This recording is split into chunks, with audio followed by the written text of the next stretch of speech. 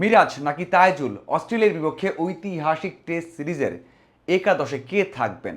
দুজনে কি থাকবেন? এমন কন্ডিশনে অস্ট্রেলিয়ার যে শক্তির সামর্থ্য তাদের বিপক্ষে দুজনে খেলার সুযোগ পাবেন, নাকি একজন অভিজ্ঞ স্পিনারকে বাদ পড়তে হবে, একাদশে বাইরে থাকতে হবে? এটা নিয়ে কথা বলতে চাই। আসলে কার সম্ভাবনা বেশি, কার কম? অতীত পরিসংখ্যান কী বলছে, অস্ট্রেলিয়ার উইকেট কন্ডিশন কী বলছে, ওদের শক্তি সামর্থ্য কী বলছে, এবং মিরাজ এবং তাইজুলের বিদেশের মাটিতে পারফরমেন্স কেমন, সেই সব নিয়ে একটু কথা বলতে চাই। তারপরে আমরা বুঝতে পারবো যদি একজন স্পিনার খেলেন সেখানে কে খেলবেন। দেখুন, প্রথমে কথা বলতে চাই অস্ট্রেলিয়ার উইকেট কন্ডিশন এবং ওখানকার পরিসংখ্যান নিয়ে। অস্ট্রেলিয়াতে যখনই টেস্ট হয় চারজন পেসার মাস্ট, যেই দলই খেলুক চারজন পেসার মাস্ট।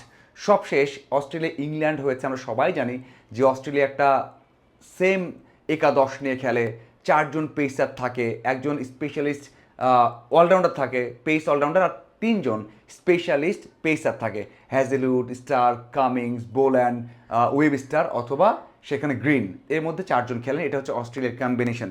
যদি সেখানে ইংল্যান্ড খেলে, ইংল্যান্ড সেখানে স্টোকস, আর সেখানে আর্চার, উড, সেখানে অ্যাটকিনসন অথবা ক্যাটস, এর মধ্যে চারজন খেলেন।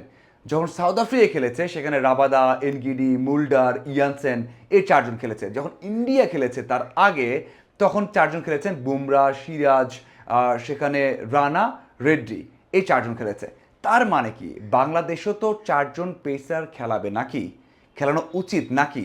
যদিও বাংলাদেশ কিন্তু সাতজন ব্যাটার নিয়ে খেলবে, এমন কন্ডিশন, ব্যাটসম্যান দরকার। আমাদের অতীত পরিসংখ্যান খারাপ, আমরা জিম্বাবুয়ের বিপক্ষে ভালো ব্যাট করতে পারিনি, ইনিংসে হেরেছি। সাতজন ব্যাটার থাকবে, সৌম্য সহ। সৌম্য কিছু ওভার বল করতে পারবেন, বাকি থাকে চারজন স্পেশালিস্ট বোলার। সেই চারজনকে বাংলাদেশ তো জিততে যাচ্ছে না, ওখানে একটা ভালো ভালো খেলতে যাচ্ছে। ভালো খেলতে হলে ব্যাটারদের ভালো করতে হবে, ব্যাটসম্যান আধিক্য থাকবে, চারজন থাকবে। চারজনের মধ্যে কি আপনি দুইজন স্পিনার নেবেন? অসম্ভব বিষয়। এমন কন্ডিশনে আপনার পেসারদের দিয়ে 80% বল করাতে হবে, 80% আপনি বল করাবেন।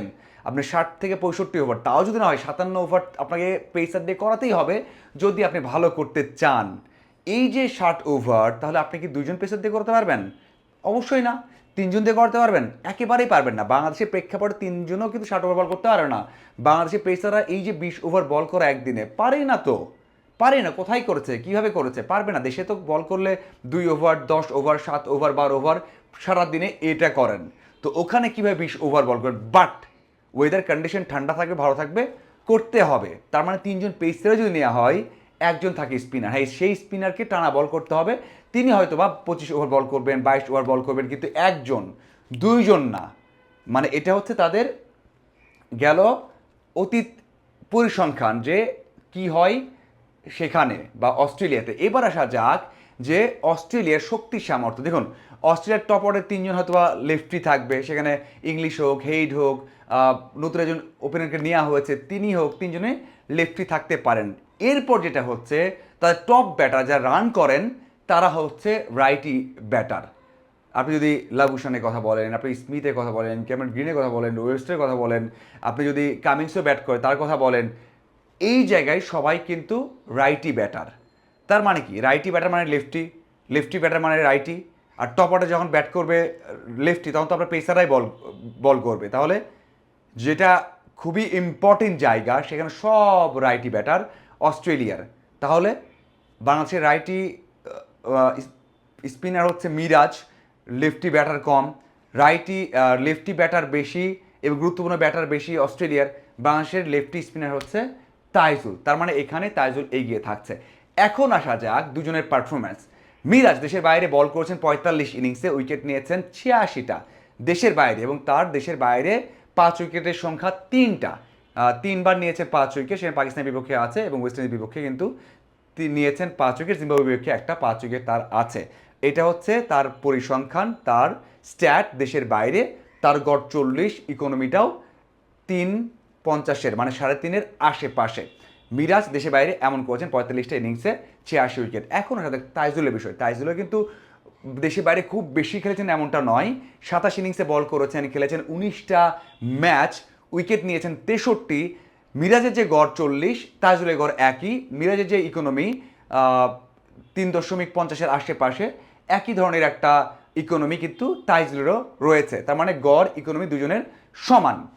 উইকেটের পাল্লা ভারী মিরাজের, যদিও ম্যাচ অনেক বেশি খেলেছেন এবং তার ইনিংস সংখ্যাও কিন্তু অনেকগুলো, এই জন্য তার সংখ্যাটা উইকেটের বেশি হয়েছে।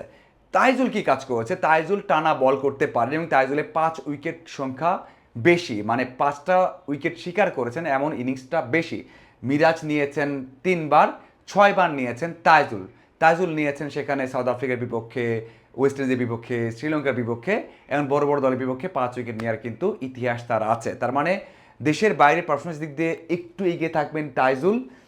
তারপর হচ্ছে ওদের ব্যাটিং যে কম্বিনেশন সেই দিক থেকে আনডাউটেডলি এগিয়ে থাকবেন তাইজুল। এবং পরিসংখ্যান বলছে যে এরকম কন্ডিশনে আপনি একজন স্পিনার নিয়ে খেলবেন, তার মানে 3 জন পেসার 1 জন স্পিনার। আপনি যদি চিন্তা করেন যে 2 জন পেসার 2 জন স্পিনার খেলবে, তাহলে মানে বাংলাদেশ যেটা করে আর কি, ভুল যেটা করে যে টেস্ট খেলতে না পারা, টেস্ট বুঝতে না পারা, সেটা হয়ে যাবে। আমার মনে হয় এটা অস্বীকার করা যায় না যে বাংলাদেশ এই কাজটা করতে পারে। যদি করে এটা ভুল হবে, এটা টেস্ট ক্রিকেটকে অসম্মান করা হবে। বিশেষ করে অস্ট্রেলিয়ার মাটিতে টেস্ট সিরিজ খেলাটাকে, টেস্ট ম্যাচ খেলাটাকে অসম্মান করা হবে। আপনার কি মনে হয় এই দুইজনই থাকবেন কি না, নাকি মিরাজ থাকবেন শুধু, নাকি তাইজুল থাকবেন, নাকি আপনার মনে হয় যে ওই যে বাংলাদেশ দল 2 পেসার 2 স্পিনার নিয়ে খেলবে? অবশ্যই জানাবেন আপনার মতামত এবং আপনি জানাবেন যে বাংলাদেশ দল কেমন করতে পারে অস্ট্রেলিয়াতে। ধন্যবাদ সবাইকে।